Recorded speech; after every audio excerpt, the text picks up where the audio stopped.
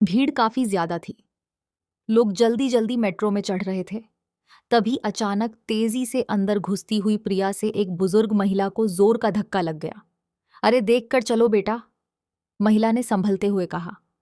लेकिन प्रिया बिना रुके बुजुर्ग महिला को आंखें दिखाती हुई आगे बढ़ गई।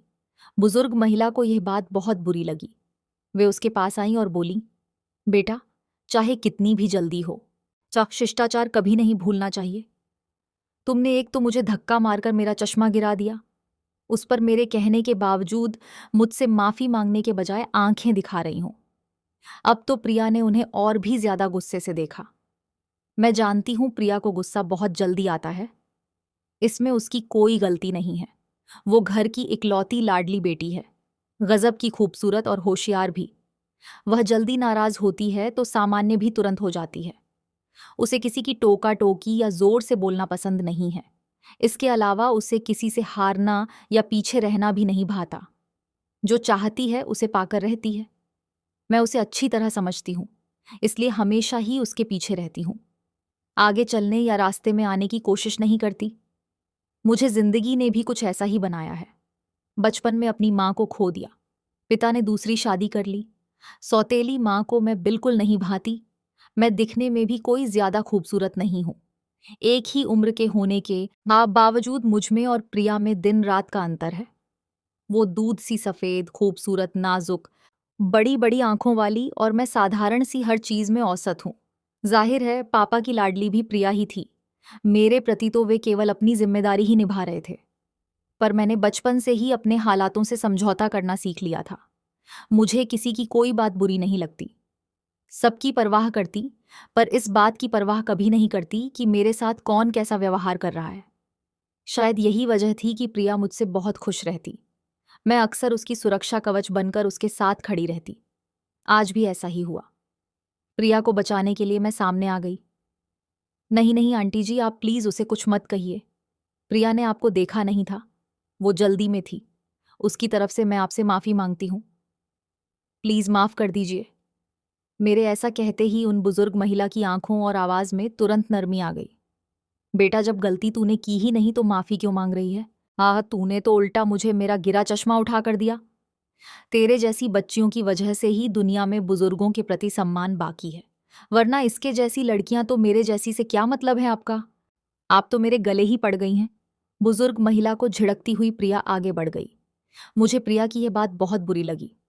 मैंने बुजुर्ग महिला को सहारा देते हुए खाली पड़ी सीट पर बैठाया और उन्हें चश्मा पहनाकर प्रिया के पास लौट आई। हम दोनों जल्दी जल्दी घर पहुंचे। प्रिया का मूड खराब हो गया था, पर मैं उसे लगातार सामान्य करने की कोशिश करती रही। मैं सिर्फ प्रिया की रक्षक या पीछे चलने वाली सहायिका ही नहीं थी, बल्कि उसकी सहेली और उसकी सबसे बड़ी राजदार भी थी। वो अपने दिल की हर बात सबसे पहले मुझसे ही शेयर करती। प्रिया की दोस्ती कुछ लड़कों से भी रही है, लेकिन वह कभी किसी से दिल से नहीं जुड़ पाई थी। वो घर में झूठ बोलकर उन लड़कों के साथ खूब घूमती फिरती, पर उसे हमेशा लगता था कि उसका सच्चा जीवन साथी कोई खास ही होगा। वो अक्सर कहती कि उसे ऐसा साथी चाहिए जिसे देखते ही उसे लगे कि बस यही उसका अपना है। प्रिया की नजरें किसी और को ही तलाशती रहती थीं। उस दिन हमें अपने कजिन की शादी में नोएडा जाना था। मम्मी ने पहले ही कह दिया था कि दोनों बहनें समय पर तैयार हो जाए। प्रिया के लिए पापा बेहद खूबसूरत नीले रंग का गाउन लेकर आए थे, जबकि मैंने अपनी पुरानी मैरून ड्रेस निकाल ली। नई ड्रेस प्रिया की कमजोरी है। इसी वजह से जब भी पापा प्रिया को पार्टी में ले जाना चाहते तो इसी तरह एक नई ड्रेस उसके बेड पर चुपके से रखाते। आज भी प्रिया ने नई ड्रेस देखी तो खुशी से उछल पड़ी।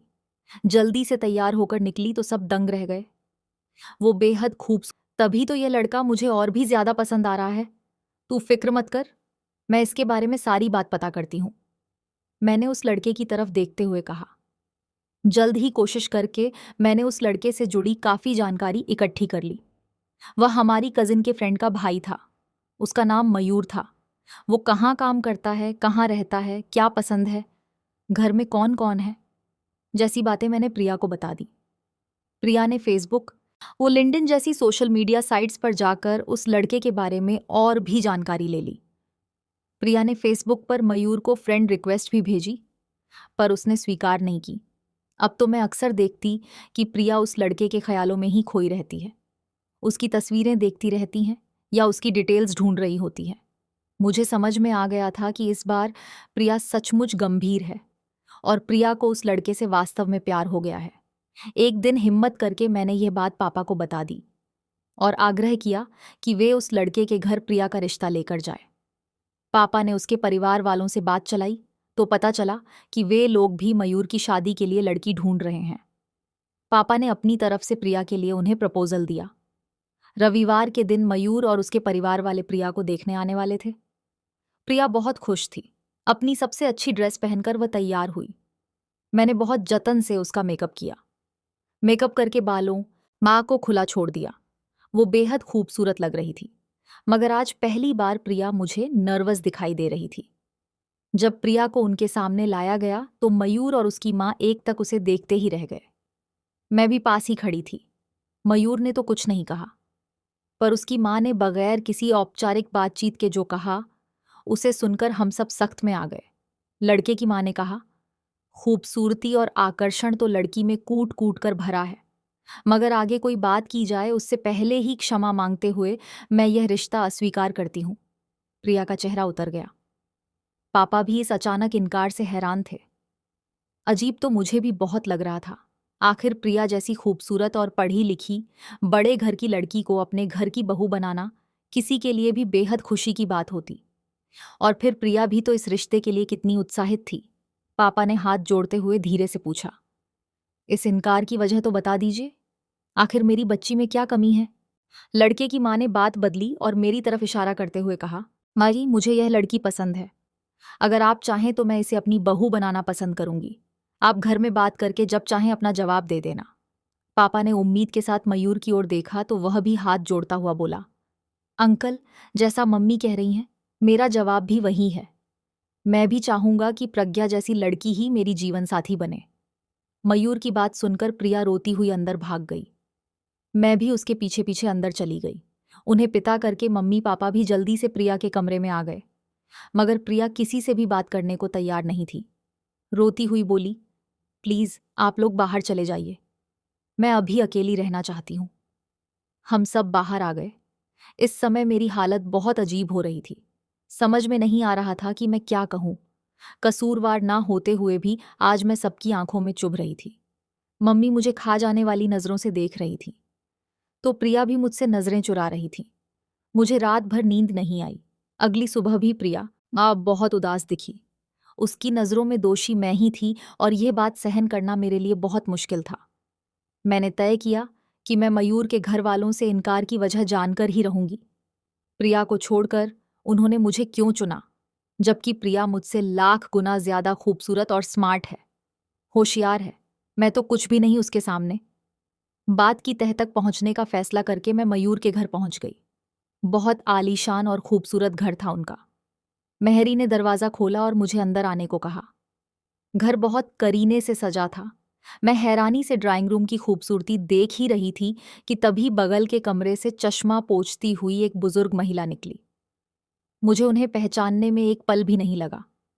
यह तो मेट्रो वाली वही बुजुर्ग महिला थी जिनका चश्मा कुछ दिन पहले प्रिया का धक्का लगने से गिर गया था और मैंने उन्हें चश्मा उठाकर दिया था। अचानक मुझे सारी बात समझ में आने लगी कि क्यों प्रिया को रिजेक्ट कर उन्होंने मुझे चुना। और मैं यह सब सोच ही रही थी कि सामने वाले कमरे से मयूर की माँ निकली और मुस्कुराती हुई बोली, बेटा, मैं समझ सकती हूँ कि तुम क्या पूछने आई हो। शायद तुम्हें अपने सवाल का जवाब मिल भी गया होगा। दरअसल उस दिन मेट्रो में मैं भी वहीं थी और भीड़ ज्यादा होने की वजह से मांझी के पास नहीं आ पाई थी, पर दूर से सब कुछ अपनी आंखों से देखा था। बेटा, खूबसूरती, रंग रूप, धन, इन सब से ऊपर एक चीज होती है और वह है संस्कार। हमें एक सभ्य और संस्कारी बहू चाहिए, बिल्कुल तुम्हारे जैसी। मैं आगे बढ़कर दोनों के पांव छूने लगी, पर अम्मा जी ने मुझे गले से लगा लिया। मैंने बहुत ही प्यार और शालीनता से उन लोगों से इस रिश्ते के लिए इनकार कर दिया। घर पहुंची तो प्रिया ने पहले की तरह रूखेपन से मेरी तरफ देखा और फिर अपने काम में लग गई।